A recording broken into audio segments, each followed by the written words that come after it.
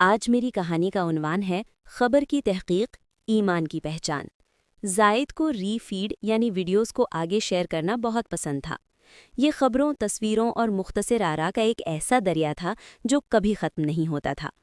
وہ اسے مسلسل سکرول کرتا رہتا تھا اور اس کی انگلی ہمیشہ نیلے شیئر بٹن کے اوپر تیار رہتی تھی۔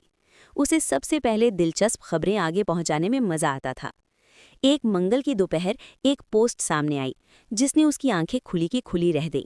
یہ پوسٹ سمیرہ کے بارے میں تھی، جو رضاکارانہ خدمات کے لیے مشہور ایک طالبہ تھی۔ پوسٹ میں دعویٰ کیا گیا تھا کہ اس نے کمیونٹی چیریٹی ڈرائیو کے پیسے لے لیے ہیں۔ زائد نے سوچنے کی زحمت نہیں کی۔ یہ بات چونکا دینے والی اور سنسنی خیز تھی۔ اس نے فوراً کوئی بات نہیں لکھا اور 3 دوستوں کو ٹیگ کرتے ہوئے فوراً شیئر کا بٹن دبا دیا۔ اسے ایک عجیب سا جوش محسوس ہوا، جیسے وہ خود بھی اس خبر کا حصہ بن گیا ہو۔ چند ہی منٹوں میں وہ پوسٹ وائرل ہو گئی، تبصرے آنے لگے اور ہر شیئر کے ساتھ غصہ بڑھتا چلا گیا۔ اگلے دن زائد نے سمیرہ کو مسجد میں دیکھا۔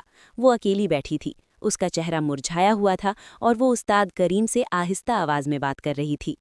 جب سمیرہ نے زائد کو دیکھا تو اس نے فوراً نظریں چھکا لیں، اس کی آنکھوں میں آنسو بھر آئے۔ زائد کے دل میں یکدم ایک سرد سی گرہ پڑ گئی۔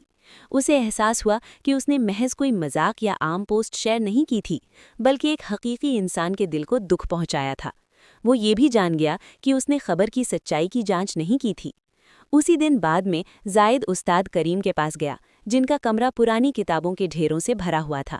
استاد، زائد آہستہ سے بولا، میں نے سمیرہ کے بارے میں ایک افواہ پھیلا دی، مجھے اندازہ نہیں تھا کہ اسے اتنا دکھ ہوگا۔ استاد کریم نے ایک موٹی کتاب بند کی اور کہا، زائد، اسلام ہمیں ہر لفظ کی سنگینی سکھاتا ہے۔ نبی صلی اللہ علیہ وسلم نے فرمایا کہ غیبت یہ ہے کہ اپنے بھائی کے بارے میں ایسی بات کی جائے جو اسے ناگوار گزرے، لیکن بہتان اس سے بھی بدتر ہے، کسی کے بارے میں وہ بات کہنا جو سچ نہ ہو۔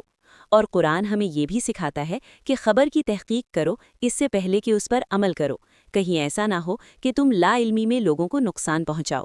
جب تم آن لائن کوئی بات شیئر کرتے ہو تو تم اس کی سچائی کی ذمہ داری لیتے ہو۔